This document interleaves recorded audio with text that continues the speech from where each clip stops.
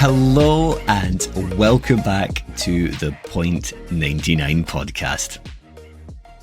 For anyone who's not familiar with the show, the Point 99 podcast is a running podcast made by runners for runners. If you're new to running, we hope to have topics and discussions that will help you along whatever path your journey is taking. Or for any seasoned runners, maybe some stories that will have you empathizing with our experiences. Whether it's lessons that we've learned during our own journeys, embarrassing stories, or heartstring pulling moments. We hope you'll stick with us while we try to share some good vibes, motivation, and positivity. And hopefully we can have a laugh along the way. I'm going to kick things off this week with a massive thank you to everyone who got in contact about the last couple of episodes and all the positive feedback that you've had so far. It was fantastic to be joined by Rachel on episode 2 and 3 to cover her pre and post Amsterdam experiences. It was honestly quite refreshing to have the highs and lows to be able to give to you guys, to show that it's not always just positives all the time, which social media and the internet generally can be really bad for portraying, because a lot of time people are going to hide the negatives or what they perceive to be negatives. And we do actually cover that in today's interview, but it didn't go quite to plan for Rachel. If you've not heard the episode yet, or at least episode 3, I highly recommend taking a listen back and see what you think and find out how Rachel got on with Amsterdam. As far as Amsterdam is concerned with my own running, I have only just got back out as of Monday. I've been out twice this week already, just taking it easy. I would say easy. The paces aren't easy. The heart rate isn't easy, but I'm not going out there to go super easy as in training for a marathon, zone 2 stuff, but I'm also not going out to break any records. I'm going out to enjoy running, which as much as I've enjoyed the whole training process, the last 16, 17 weeks has been a massive undertaking. It is just something else training for a marathon. So I've really kind of taken a step back just to enjoy running again without the pressure of having to achieve something at the end of it. I took last week off away from any physical exercise, weights, strength and conditioning, running, other than walking, to just give my body the best opportunity and the best chance to recover. There's so much that could potentially go wrong from putting undue stress on the body after a marathon. And as I say, in the previous marathons, I have gone out within a few days and it's not been great. So I've really listened to my body. I've listened to the advice from others as well and just really relaxed. And it was great to be able to do nothing for a week. But try tell that to my head. It was a bit of a struggle to not want to go out and run. It's so good to be able to get out and just be at one with yourself. But I've got there. I'm back out. Back listening to other podcasts, back listening to books, music, because that's when I really do it. It's my own time. But glad to be back, and I'm sure I'll be smashing all sorts of different distances again soon. But at the moment, there's no plans to sign up for any events. I'm just taking my time, taking it easy, and as I say, just enjoying the love of running again. As far as running goes for others in the community, however, there were a few events on over the weekend, but the particular events I'm going to cover are the women's and men's 10Ks that took place, I think, both in Edinburgh. So we had a few names that are regular to my own feed and some that are regular to the podcast. So to cover the women first, there was Di Brander, Annie and Lauren, who are the running girls, Scott's Lassie Runs, Nadine, Eileen runs for Sanity, Cat Runner Mum running short stuff, the lovely Lane, and Geese on the Run. A few PBs blasted there, a lot of happy faces, a lot of smiles, and that's all positive. It was great to see everyone doing so well. On to the men, however, we do have I'm going to say Owen. I think it's Owen, who is Scottish runner. Similar name to our Ryan, Scottish _ runner.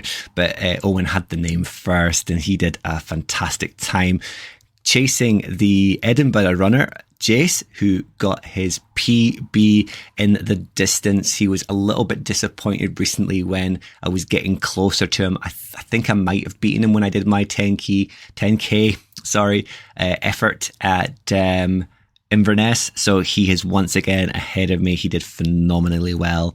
And he was also there with Miles with McCracken and Runshine on Leith. A special, massive shout out, however, to David Wright, and that's David Wright 1989. He is the face and name behind the Wright 5K, I think it was. It took place earlier in the year that we gave a shout out to. He actually finished first and he was absolutely flying. He is a phenomenal athlete.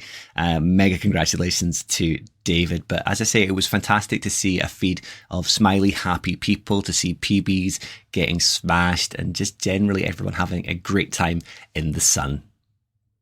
Otherwise, I don't have much to cover from the community or from my own perspective. I'm just, as I say, enjoying being back out running and watching everyone else smash their goals. So we're going to stick with the Edinburgh theme, however, and move on to our guest for this episode.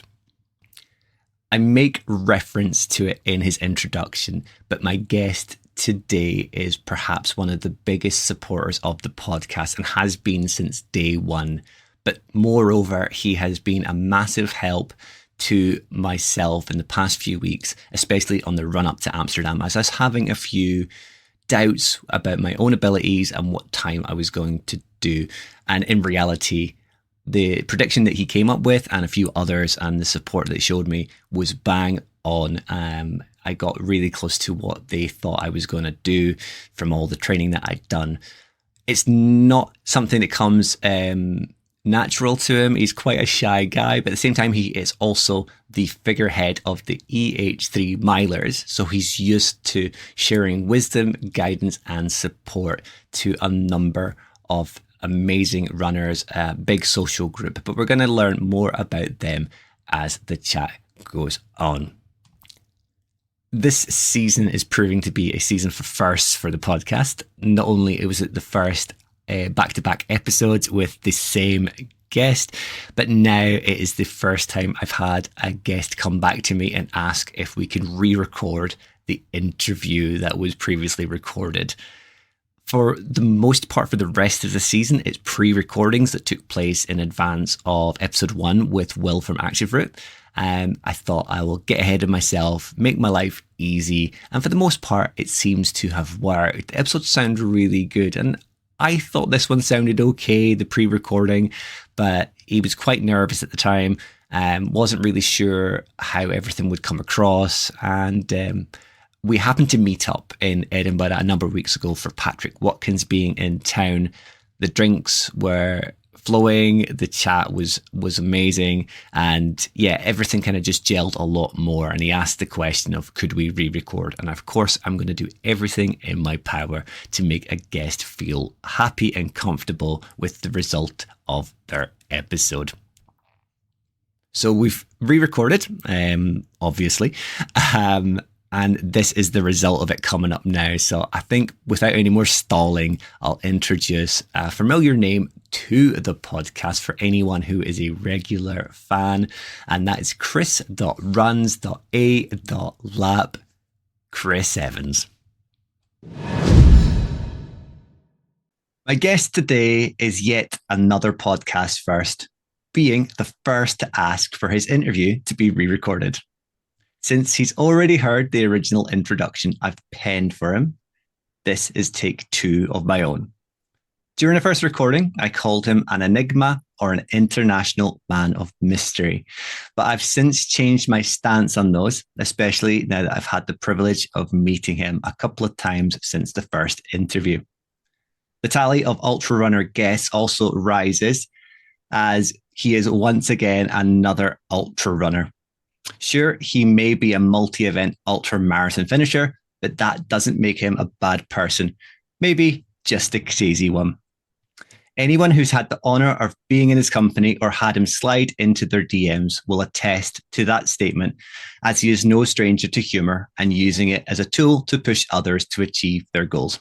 But humor and self-torture through ultras aside, he is the current figurehead of the EH3 milers, which I guess is where his ability to share wisdom, guidance, and support through humor shines the brightest. He really does make running inclusive for all. The most important part of everything that I know about him, however, is how much of a support he has been to the podcast. So please help me welcome today's guest, once again, Chris Runs a Lap, Chris Evans. Hi, Steve. It's funny listening to a re-recording. So. A re-recording of a similar intro, but different. Yeah. I was all prepared for the original one as well. I'm not. Did you take notes? Did you take notes? And you're like, I can take the mick out of him for this, that, and the next. No, I mean we've still got the shoes to take the piss out of, Steve. So. I can't wear them anymore.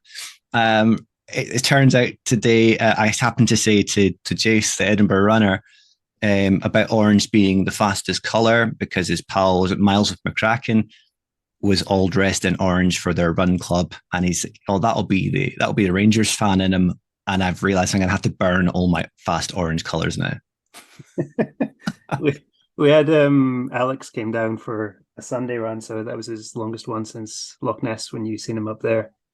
He turned up dressed in orange as well. And I thought it was a tribute to you, but it's contagious. Tango Man's been out. Yeah, you've had a good day though. All good, all good. Just busy as usual. We've got Halloween run tomorrow, so final preparations for that. There's usually a few secrets and surprises. Are you dressing up? Secrets and surprises. Yeah, there'll be some dress up. There'll be some jumping out of bushes or something like that. But should be good fun. Good. Will Uncle Lee be there, do you think? I don't know. We've not seen him like a couple of months back. Him and Ali, who was on Young Hearts last week. So they started a Thursday night. So they've been mostly channeling their time into that, but it's been going really great, especially like, so for those that don't know, EH3, it's a little 3 mile in the city run to the pub. It's, generally not hardcore trail runners or anything, but we're actually in a position where there's a good solid sort of 15 going up into the hills after dark, into the Pentlands. I'm someone that wouldn't normally be comfortable out in the trails after dark, but when you're up with another 10 plus really good strong headlights around you, it's a really good feeling.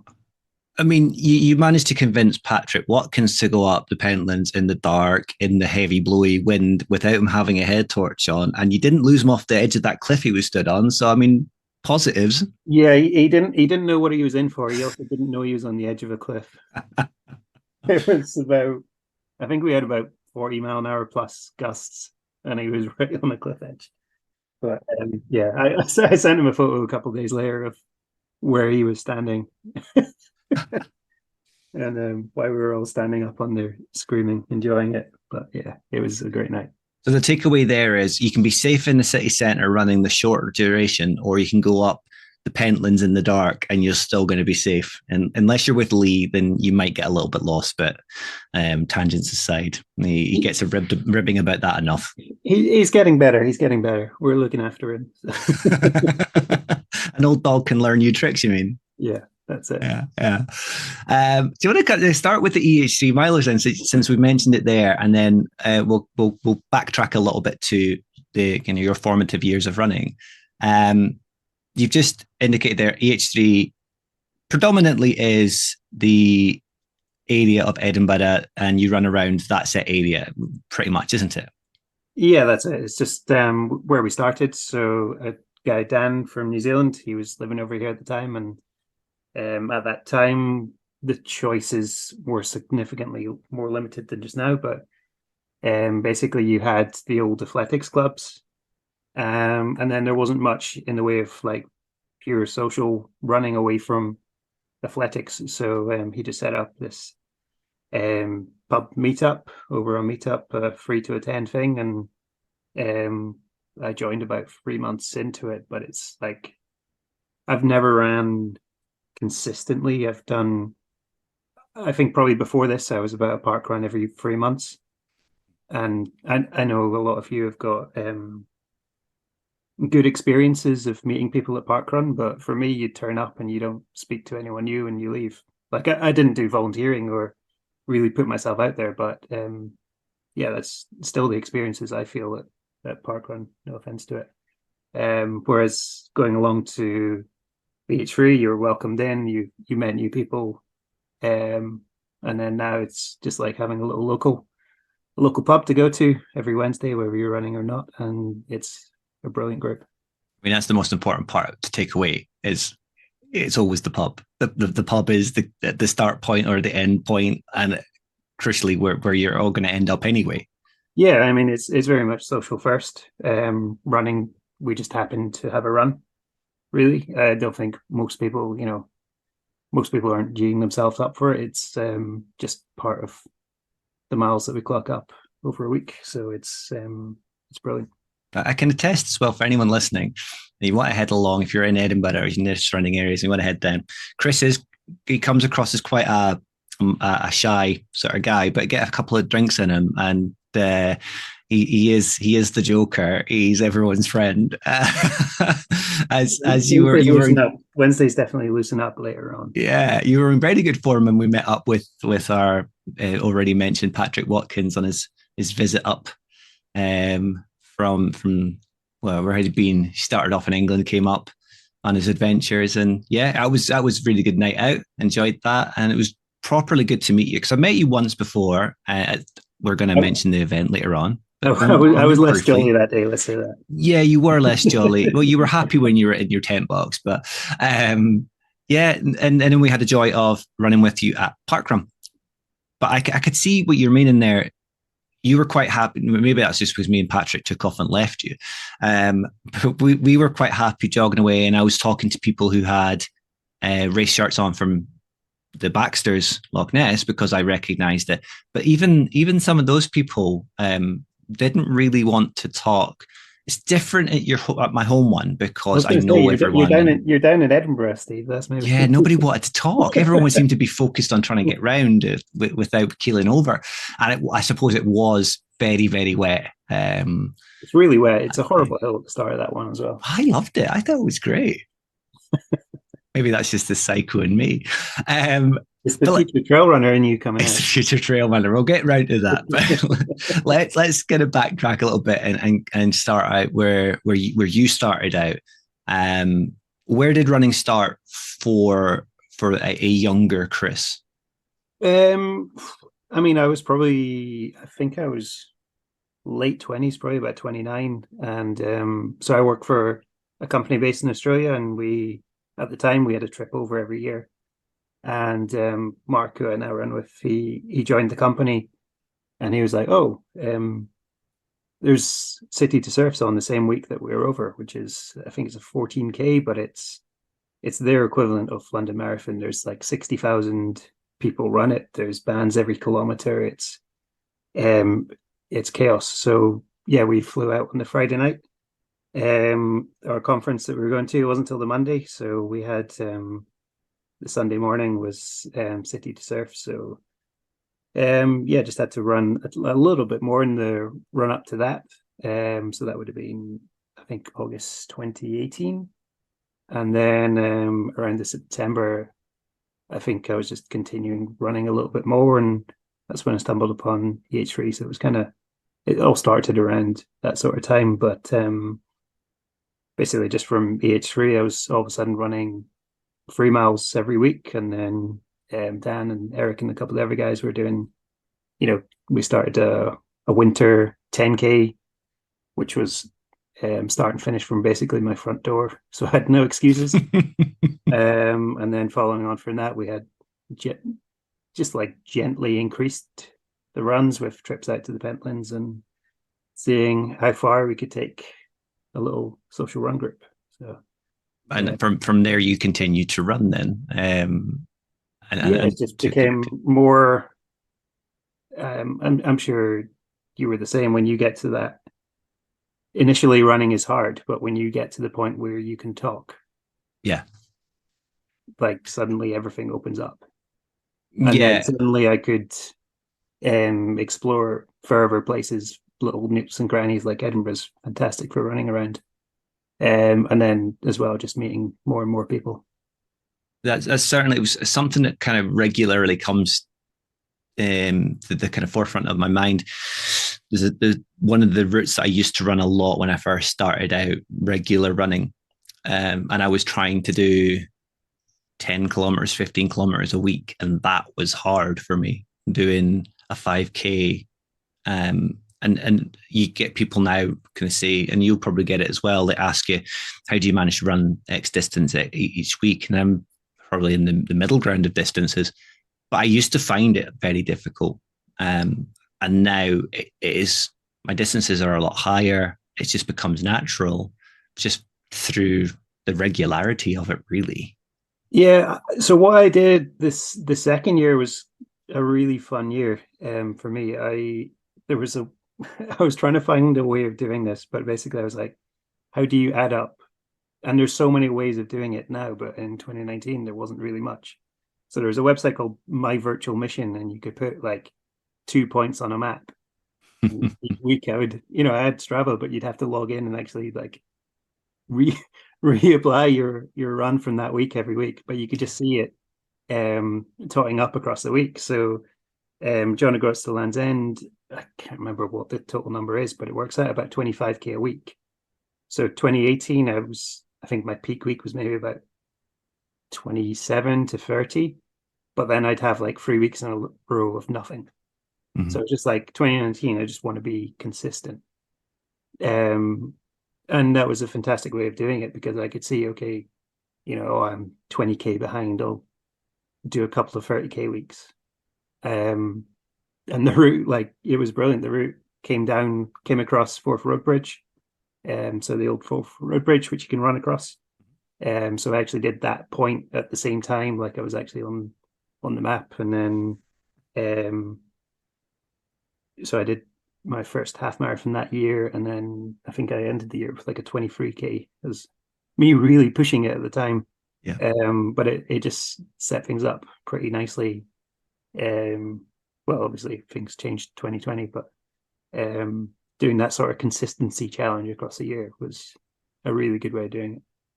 And really kind of drove you then to, as you say, things changed certainly in 2020. But was that then maybe where you pivoted from the middle sort of distances to the distances that you are, I would say, known for running now for those that know you? So 2020, you just had a lot more time in your day. Yeah. So, I had a breakup in 2019. So 2020, I had all the time in the day, like, especially once you were allowed out more than half an hour. So, and it was such a really hot spring that year as well. So I Yeah. would easily just go out and, I would run and walk. I would generally like run as far as I could in one direction, then just walk it back. Mm-hmm. Just enjoying being at the house, really. So, yeah, the distances, it took me a long time to get distances properly, and I still don't really run them mostly. But it's just being patient and taking time, enjoying being at the house and seeing new places. At what point then did you sign up for? Now, I know that my question is coming up next, but I've forgotten the name of the first ultra that you did, and you did tell me the story about it. We What can't repeat the name of the first ultra I did. can you say where it was? Because I want to ask you where the so where anyone that I didn't know that chris.runs.a.lap. Oh no, sorry, That's that's a completely different one. That was one, it right? yeah. Okay, okay. I Um, thought you said that was the first one, the one that it was you got very close to no, completing and then you didn't complete. Is that right? uh, yeah. So the first one I did was it was essentially a lockdown. Oh, right. Yes, yes, So yes. it was at the time Rat Race did I can't remember, like the Ultra Tour of Edinburgh or something like that. Mhm. But being rat race, it was extortionately expensive, and I just didn't think the route looked that great. It's a bit like, what everyone says about Edinburgh Marathon. It's not the best route considering the city that we're living in. Yeah. So I'd obviously spent most of the lockdown just finding all these little connecting paths and railways and back streets that connect all the hills and all the way out. So from right in the center of EH3, I just ran connecting up all the little trails to the hills out into the Pentlands, most of the Pentlands skyline, and then coming back along Waterleaf Trail as well. So it was a great day out. That's just reminding me, Chris. That's the one that you had someone come and meet you, didn't you? Yeah, so Blair, who ended up running EH3 with me for about a year or two, um, I think he was unemployed at the time or between jobs. So he ran 11K out to where I would join Waterleaf. And that was like after I'd been out and around the Pentlands. So I think it was about bang on my 42.1. But like coming across the Pentlands, I had those 40 mile an hour winds that me and Patrick had up on the cliffs. I had those as a headwind coming across from Turnhouse to the Kips, which is a pretty hefty point to be hitting those winds. So I was ready to. I would have actually dropped out and got a bus from Balerno down on that side, but Blair was at the pub. I was already running like an hour and a half late, so I had to continue to the pub. Sat down, had a pint of the pack of crisps with Blair, started talking about bus routes, and he said, "No, we're not getting the bus." He's just like, "Not a chance. We're running." So yeah, it was a very slow run back, but he made sure I got it done. The first one was, yeah, it was a self-imposed. You tortured yourself just for fun, and I get that any event you sign up for it is just for fun, but you usually have the medal to look forward to at the end of it. That one was just you heading out, setting a route, and going for it, and seeing how you got on. Just seeing what was possible, I guess. But yeah, I mean, it was actually fourth time lucky. It was my first attempt at doing it. So, yeah, we'd had. I think the first one I made it about 2.5 kilometers, and it was so I hadn't even left the city, and just feeling a couple of niggles. I was just like, no, I don't want to go up into the Pentlands feeling like this. And then the other two, I think I was like I think I took Fridays off. Had a really quiet Thursday night. Was in bed at 8 o'clock or whatever. Woke up at I think the plan was to set out at 6, so the alarm was set at 5:30. And then like both times I tried, I would just suddenly look at my watch and I was still on the couch at 10 o'clock. Just overthinking, completely overthinking. And then the fourth time I had a bottle of wine the night before, slept really well, overslept. So that was half an hour of the hour and a half I was late getting to Blair. It was but yeah, it just showed me like overthinking things is, taking a race too seriously, you can ruin it. Here's me just calling you in the introduction crazy, and then to try and do the same thing 4 times, and eventually getting there because Blair wouldn't let you throw in the towel. That is effectively crazy. So Yeah, you maybe. took that though, and you did go to an event with a medal. That's the most important part for me of any event is I'm not going to do something unless I'm getting a medal. Different running a half marathon on training run or 30K, but anything over that, I need something to give me that incentive to do it.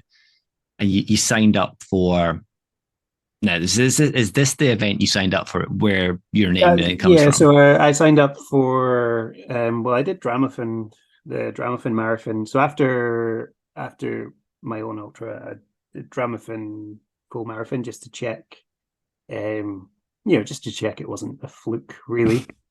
So I ran that at a really comfortable pace with my buddy Matt. So that felt good. And that year it wasn't underwater like it was this year. Oh, it was no, it was a beautiful year. Good. Almost every year that I do an event, it's um, really cracking weather. So I was lucky. Um, After that, just to step up the distances a little bit, I did there's a Northumberland Endurance Life one. Um, I spent most of winter really breaking it about that one because it goes along the coast from I forgot the name of the castle, Annet Castle, up to Bamborough, and it's like at least 30K of coast beach running north in winter. Very So like exposed. if you had a proper southerly wind, Yeah. like 30 mile an hour ice blast with sand in it, it's a horrible day. But we had I think we had about 10 mile an hour tailwinds going up. So so yeah, that was perfect. And then yeah, I took on the lap in May 22, which went mostly okay. I would hope so with a tailwind too. No, it's a full circuit. So All right. Okay. So you had a headwind eventually. Maybe just not. it Maybe was just a little bit I more think it was just protected at the. it was just a calm sunny day. It was perfect, All but right. it Okay. got a little bit too hot. Yeah, weak Scotsman going down south. So I think we had this conversation at the meal though, because effectively you've done a lot of these events though have been self-imposed, but you have done quite significant larger events that we have featured on the podcast in the past, like Glasgow to Edinburgh, and just before we hit record, you were kind of recanting about listening to the guy that won it the year you took part and the difference in what he was doing it's to a what different you were race. doing. Yeah, it's a Yeah, different race. a different race. So what he was having energy gels, you're saying, and you were eating pies. Along those lines, yeah. I Yeah, mean, yeah. I had time to get hungry. So yeah, That's one of your kind of key photos on your post on your profile is Glasgow to Edinburgh with that absolutely plate size of a medal, which is to me that's something that I'm looking at and going that would be great. That'd be great to do that. I don't want to do the race. I just want that medal. Um, you got to earn it, Steve. Come on. I got to earn it exactly. But that you've for all the success that you've had at events like that, you have had events where they haven't gone right, like your own self created routes. There have been events where you get there and it's just not your day, and like I kind of hinted at or mentioned previously, that's where your handle of Chris runs a lap comes from because you didn't quite get round the lap. You had what something like short, like 10 kilometers left. No, Uh, it was 5K. was it 5K, right? So it's even worse. But at It was that like point, you yeah, were completely gone. it was 70K into a 75K. It was I mean, what appealed to me about this particular race is um it's so there's as good as no cutoff. It's a 24-hour cutoff for 47 miles.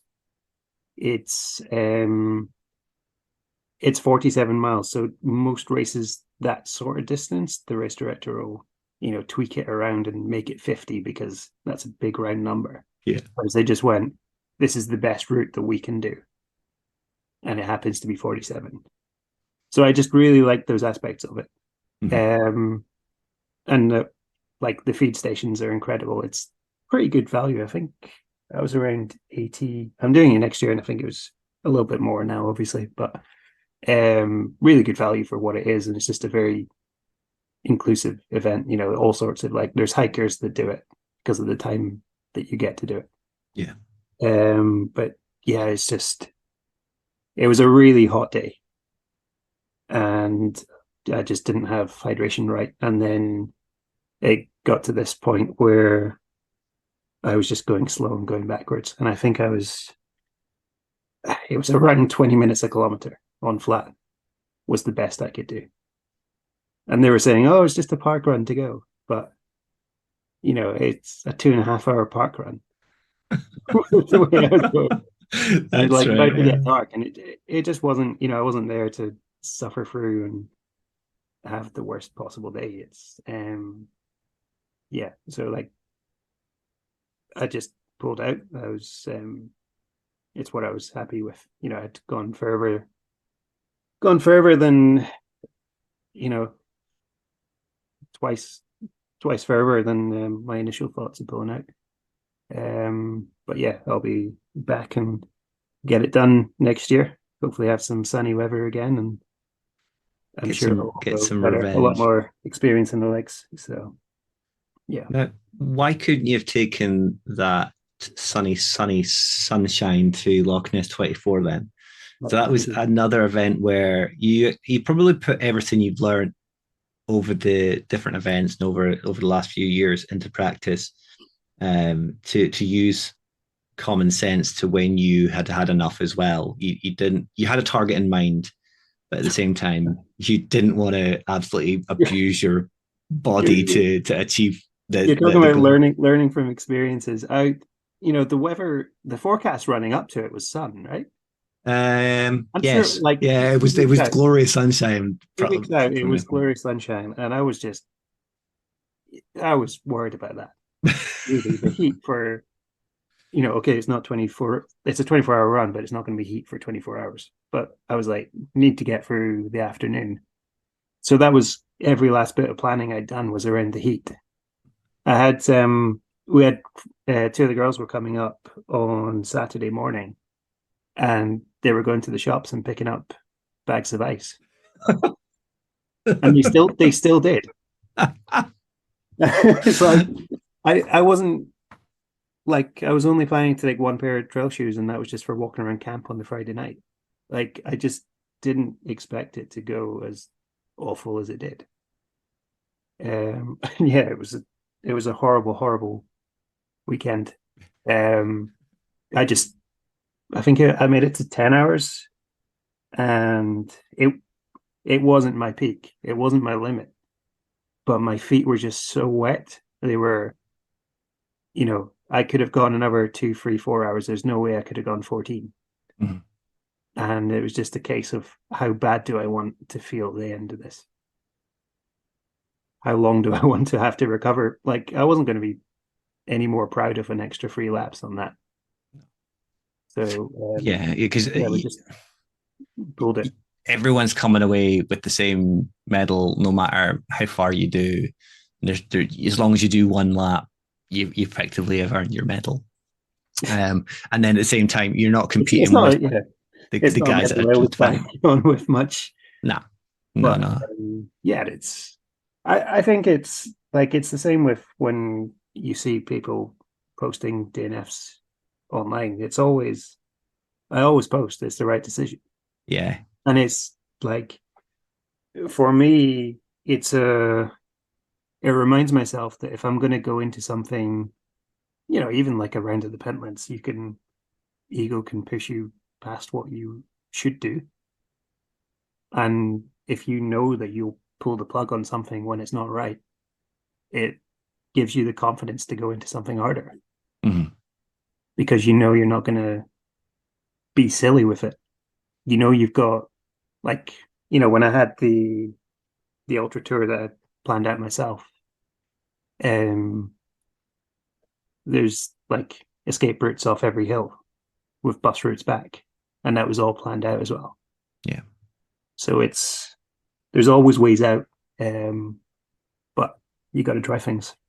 And it's good though to have someone like yourself where you're not hiding the negative, effectively negative that some people would look at it with false positives all the time. Of I got, and I suppose I'm bad for that because it's more recent than not. It's a lot of PBs and a lot of look, I'm just doing all this amazing stuff. But I do try and post the negatives as well. But maybe because I post so much more than you do, it's washed away. Whereas for yourself, you don't post a lot on your own profile. You post a lot on the EH3, so you see the positives with the they're not failures, but the DNFs. So you get a true and honest picture of what you're Yeah, doing. I mean, you did like for me. I was watching your training plan and how you were reacting to it, and there was definitely negatives, and you've said yourself a negative in doing a 16-week plan. Mm-hmm. Like a full structured plan is hard, and not just on the running, but on it's a big commitment on everything. Yeah. So And yeah, it's very difficult. That was a lot more difficult than a 12 week had ever felt, because I had to, yeah, 12 week, you're still balancing with personal life and with work and how your body feels and how your mind feels. But 16 weeks was just, that was crazy. It just felt like it was going on forever.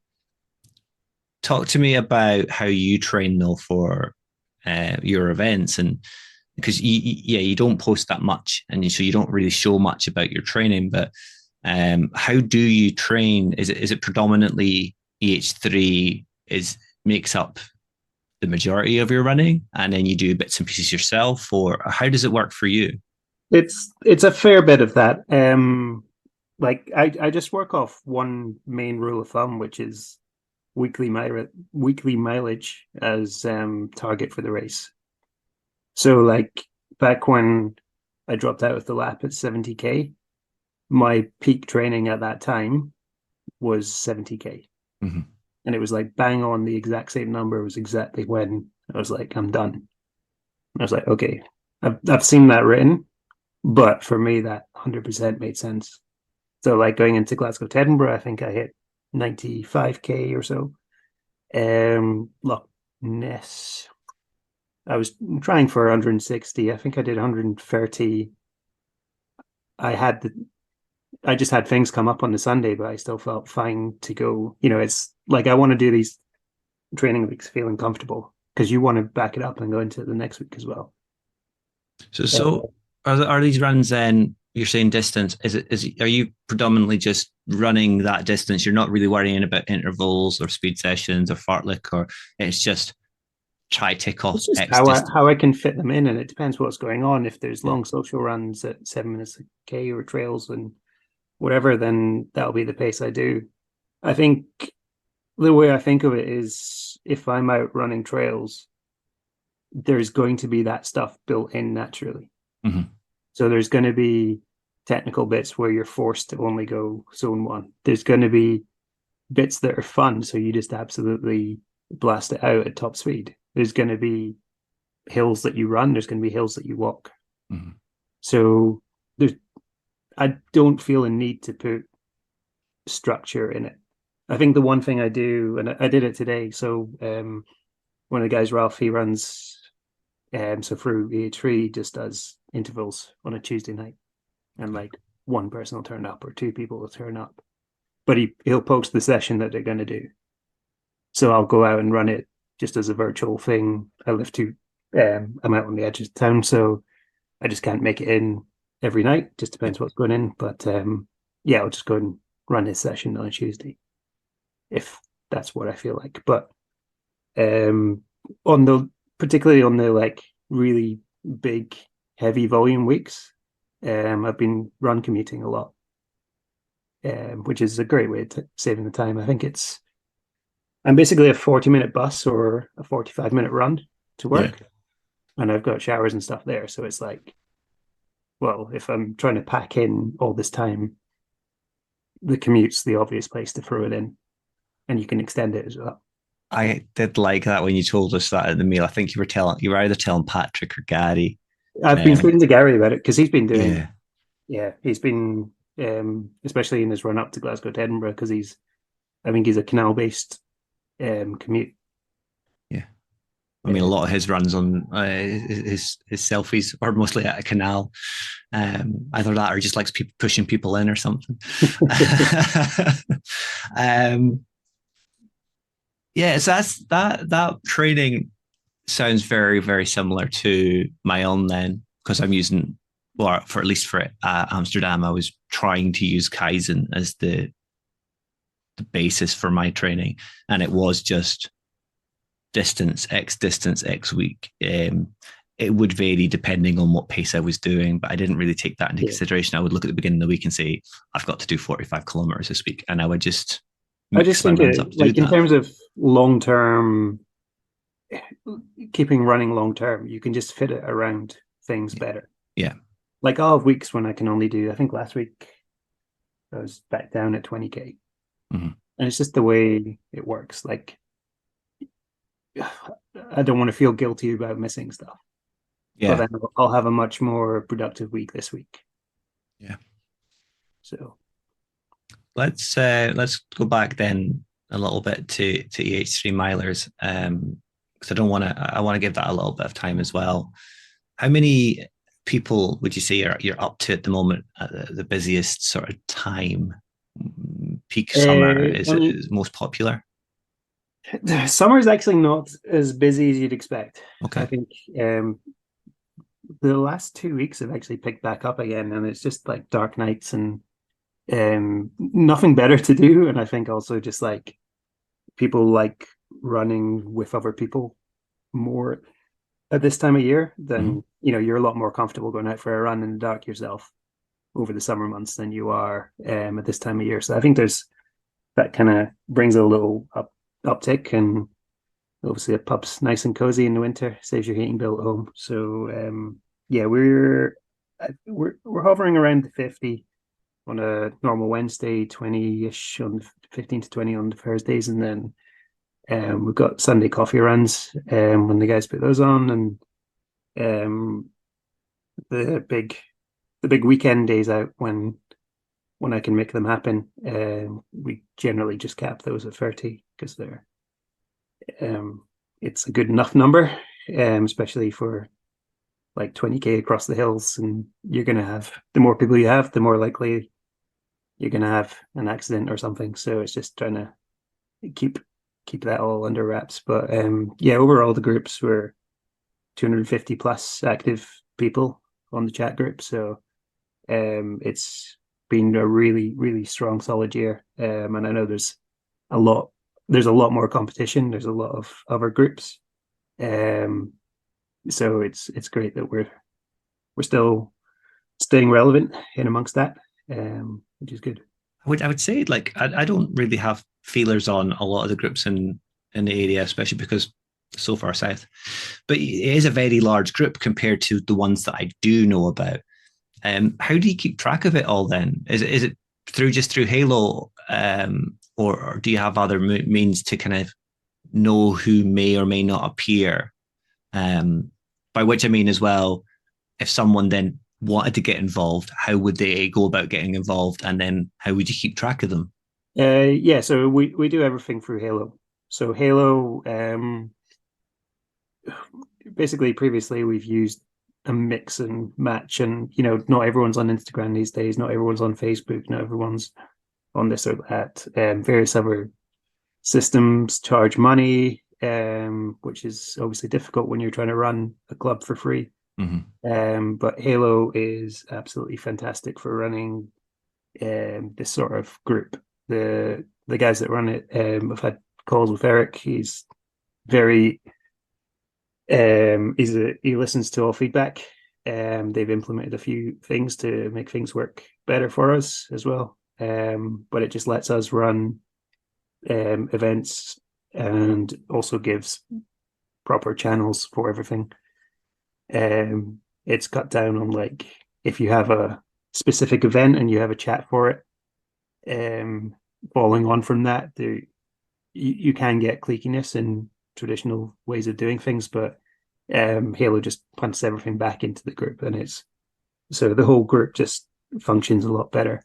But yeah, you can find us on Instagram and Facebook, and then it just channels you through to Halo, where all the latest, and I just have to do one update in there, which is good. Do you have an issue at all with because like, with a lot of groups you're always going to have cliques and people that will only run with other people, or that side of almost schoolyard crap effectively. Do you have much of that? No, no, we don't. It's like just the way the nights run. It's you're kind of it's hard for that to exist in the Okay. way that we run it. It's very much one big group, one big happy family, and everyone that comes through is Chill. like, yeah. I think um, the thing I've been thinking recently is people talk about like-mindedness, but I think it's not. People aren't like-minded. They've got a shared interest. Mhm. but there is so much difference there's so many individuals and all sorts of backgrounds and everything. Which is, I think it's good to mix that up with not just the people you generally meet and chat to, but a full cross section of everyone. It's brilliant. Yeah, so it's like leave your egos at the door. What good spread of society in a way, from your doctors to your shop workers to your drivers, Far too many etc. doctors. Yeah. Far too many doctors. All right. So if you've got an issue that you can't get to the NHS, head along to the EH3 mileage and become a member so you can speak to a doctor. No, none of them. None of them. It's the same. I think we've got about 10 physios, and none of them will do anything. So. That's not so fun, is it? What's the point of being in a running group if you're not going to use your skills to help other people? So you're saying then you've got the Halloween thing coming up, and you try and keep things fresh and different for the group as well. Is there much else happening? You just kind of keep your events ticking over. You had the Pentlands a few weeks ago, did you?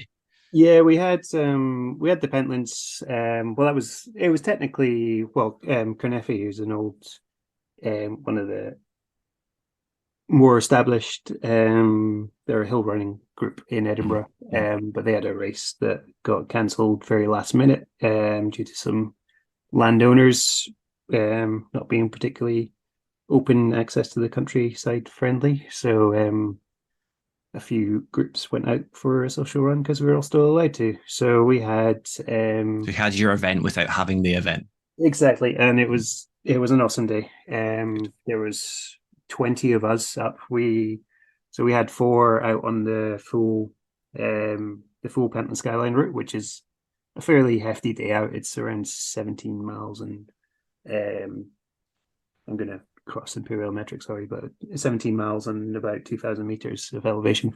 Yeah. So it's a fairly big day out for city folks like us. So we had four out on the full Pentland Skyline, and then I went out and found a route I called the Edinburgh Skyline, which was 12K and about 500 meters. So a much more we had two people out on their first trail run, their first ever trail run. So we were able to just introduce trails to a few more people, just make it a little bit more open to everyone. And then there was about 200 people back in the pub at the end. So it was a good showing of support for these sort of events going on. Can I suggest a new name for that one instead of Edinburgh Skyline? Then can you name it the Fisher Price Skyline, because it's like your first skyline before you then go up to the. You might as well rebrand the EH3 milers the Fisher Price running. Oh, good. No, we're not going to call it that. No, you're not going to call it. That's mean, isn't it? Yeah. Then I suppose because you obviously influence a lot of people and you use a lot of your guidance and stuff to kind of steer that group. So for me or for anyone else that's thinking about it, like going back to what we're talking about with your ultra marathon cap back on, but also with your group leader outfit on as well. If someone wants to get involved in more ultra running type lifestyle, whether it's in the Pentlands or not, what would be your advice? Because I've had 4 ultra runners on. I've not actually asked them a similar question to that. I'd say slow it down. Like one of the big things I enjoy about running ultras is I'd say it's probably the most social way of running. Like when you do your ultra next year, Steve, you'll find for yourself it's just a much more relaxed pace. You'll be chatting to everyone all the way along. When you get to an aid station, it's not just down a glass of water, smash a gel and go. You're standing around having a cup of tea. It's a much more relaxing way of, obviously you're doing a very big day and a very big effort. and the guys at the front are absolutely racing the thing. But for most people running ultras, it's not this intimidating thing that people make it out to be. It's like it's a nice day out. You'll be speaking to people, you'll be enjoying it. So the way to get into it, I mean, I think how we do it through EH3 is something I like a lot, which is I've spoken about the Thursdays, but then the other ones we do are we do brewery runs every so often. So these are I do them about 20 kilometers. They're 3 hours long. So you can tell from that most people are of a standard to take part in these. Social paced. Very social pace. There's time to walk. There's time to enjoy the views at the top. There's time to chat. We'll have, we might go from one village to another village where there's a shop, and then across to another village where there's a brewery. Mm-hmm. There'll be trains or buses. Everything will be all sorted. You'll know, we tell you where the last toilet is, where the next toilet is. It's just all sorted and taken care of, and they are kind of like mini ultras in a way. Okay. The only difference with an ultra is you do probably like 3 of those. Yeah. And you'll eat a bit more real food. But yeah, they're really not as intimidating as people make out. And I think it's like, I find that running ultras, I can train with other people a lot more than I could if I was running road running. Yeah. And that's what I enjoy about it. Yeah. I just need to get people to run with now. I mean, like, I'm talking about all these. There's been a lot more run groups in Edinburgh, but there's quite a few popping up everywhere. Mm-hmm. I've spoken to 2 people in the last week who've been asking about, what's the best way to go about things and insurance and all this sort of stuff. And there's I'm in a group called Run Club Collective, which was started by Jess, who started Run Talk Run. Mm-hmm. And that's just bringing like run club leaders together and talk through all the good, the bad, and the ugly, the best ways of doing stuff, the worst ways of doing stuff.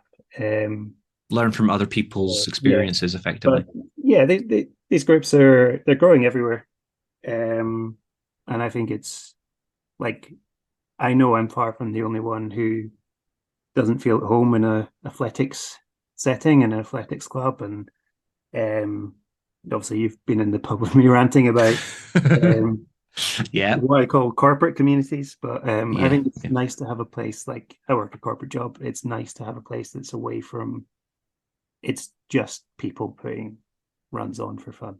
And yeah. It's different having, I suppose, then a name to your group, but then running under a brand, it has implications. It's just a group of people putting good fun nights out on, or days out.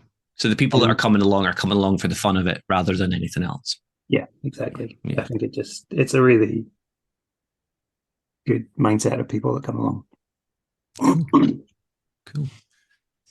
Then I suppose sticking on the topic of ultra running, what other than getting revenge on that final 5 kilometers, what else is coming up for yourself on the horizon? Do you have much more planned, or is it you really just?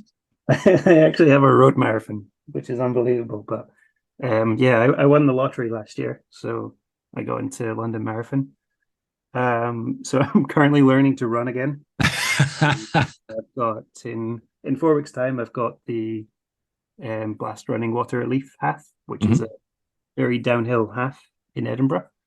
But I think that'll be my first actual half marathon run since June last year. And by that I mean like actual non-stop running. So like even, in an ultra, you'll run 10K to an aid station, then you'll stop off for 5 minutes. Yeah. Like I'm talking actual non-stop running. So I'm just learning to run that bit more. So I'll have London Marathon next April, and then 3 weeks later I'll have my return to the lap. And let's see, later in the summer.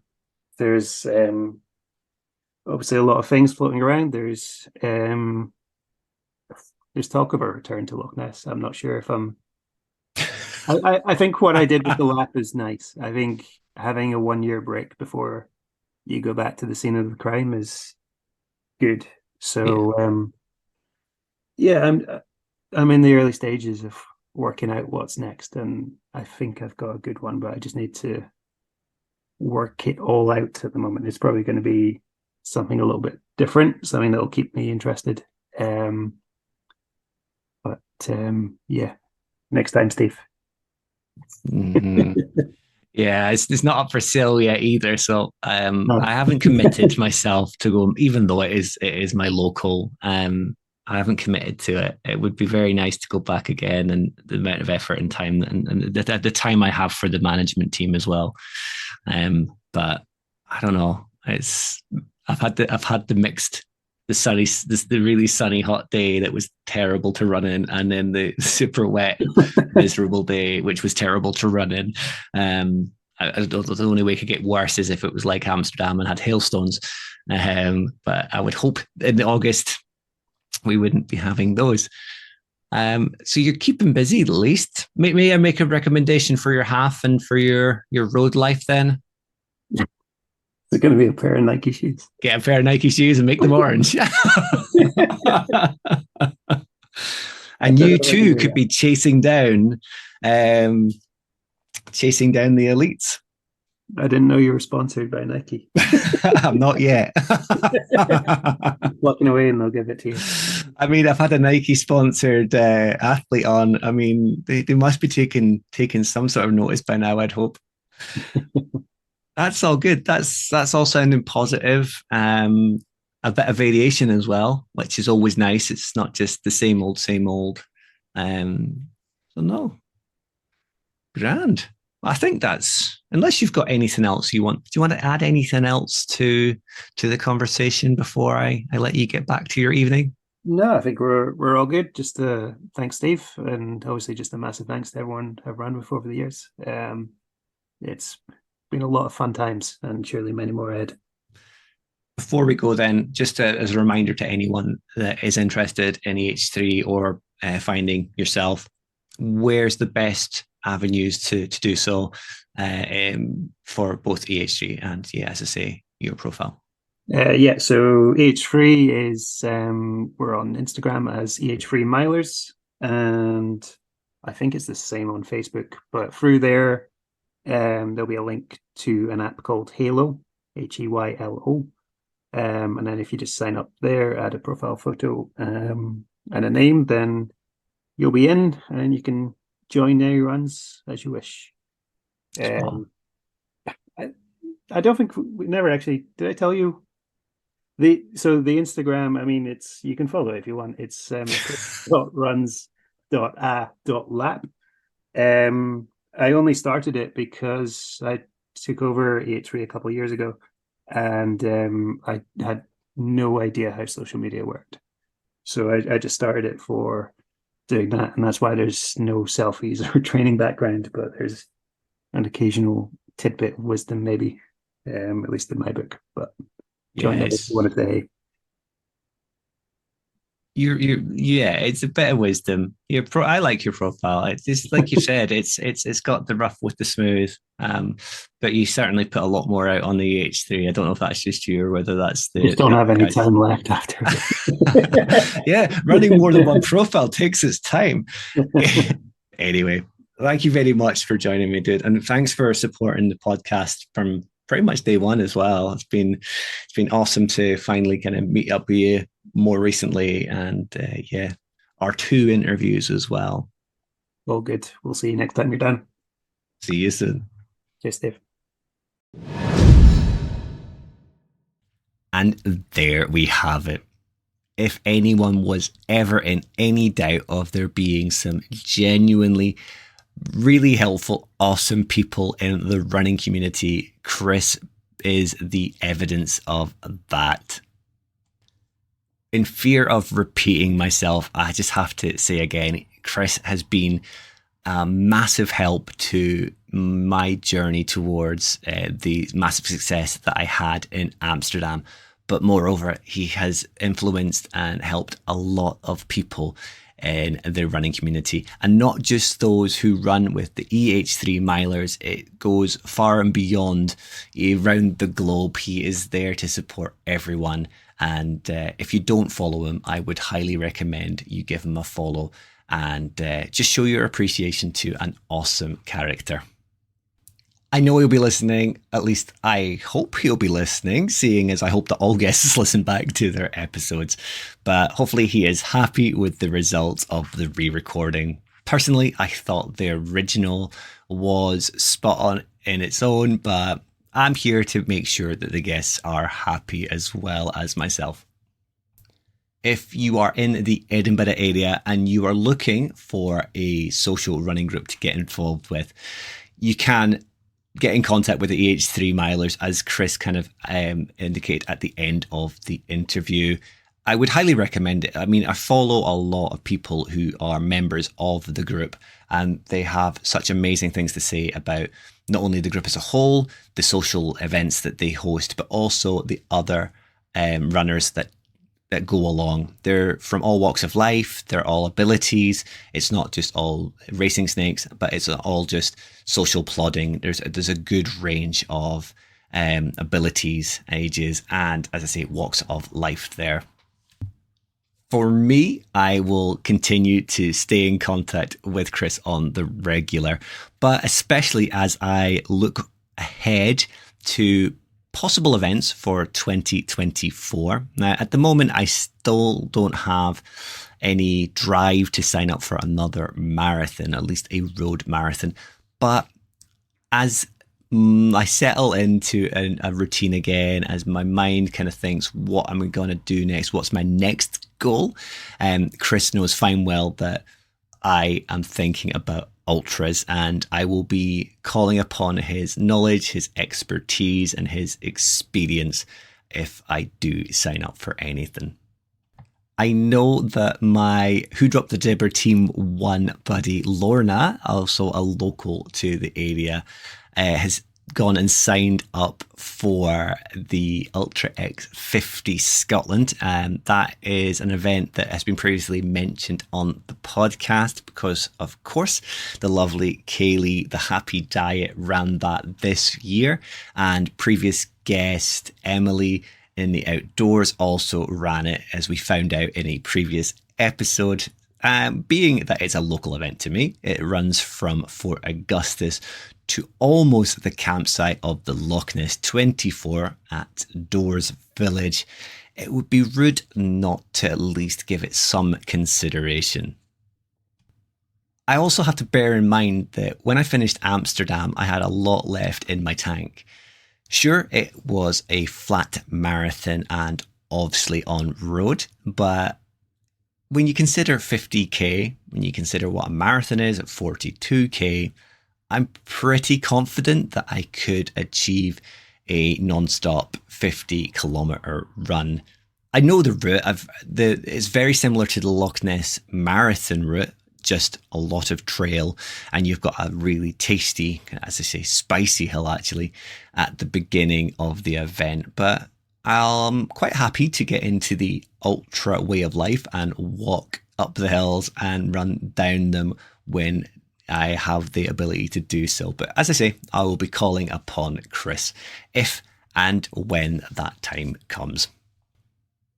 Of course, mentioning a previous guest there in Emily in the Outdoors, my guest in the next episode will actually be a returning guest as well, and Emily's partner in crime from the Adventure Blether podcast.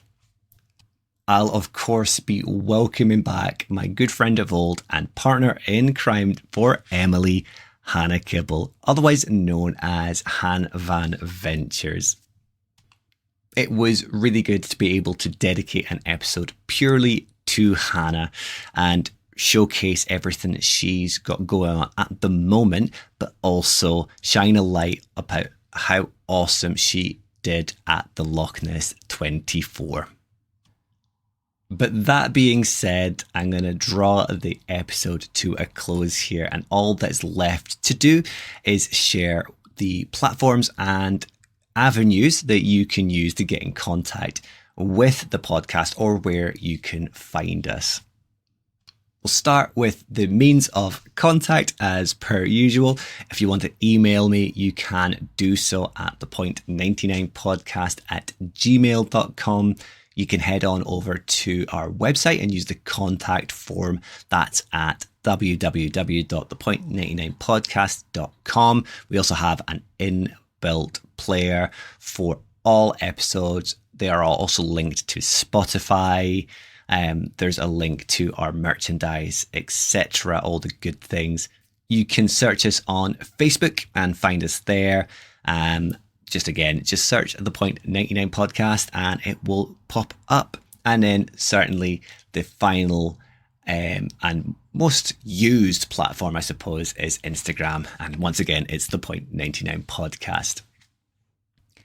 Please feel more than welcome to slide into the DMs or messages or even the email inbox. Let me know what you think about not only this episode, but the show as a whole. On a similar vein, if you have enjoyed the episode, the podcast, and anything that you've heard, or even if you haven't, it would be great for a review or a rating on Spotify, Apple, or any of the podcast listening platforms of choice. It does help get the podcast out a lot to people that may not have heard of us before, but also it's nice to be honest. I'm not all here for 5 stars. I do like constructive criticism. I do like to hear what you guys think. And I would like to develop and drive the podcast in the ways that are best for the listeners. Finally, I am going to start putting out some feelers. I've got little packages. I mentioned it in previous episodes. I've got little packages with badges and stickers, the holo stickers that I shared previously, and a few other bits and bobs that I'm hoping to share to some of the biggest supporters for the podcast, the ones that are regularly sharing us on social media, liking, commenting, all the good things. I'm just looking to give back a little bit, and they are small little things, but I think they make the biggest difference to people to show appreciation. So anyone that is listening, if you feel like you're justifiable for one of these packages, let me know. But also I'll be hopefully getting into people's DMs in the next few weeks, or at least the next week, to get some addresses and start firing these out there. Otherwise, that's me for this episode. Whatever you get up to over the weekend and the week ahead, I hope you stay safe, enjoy your runs, and you'll hear from me soon.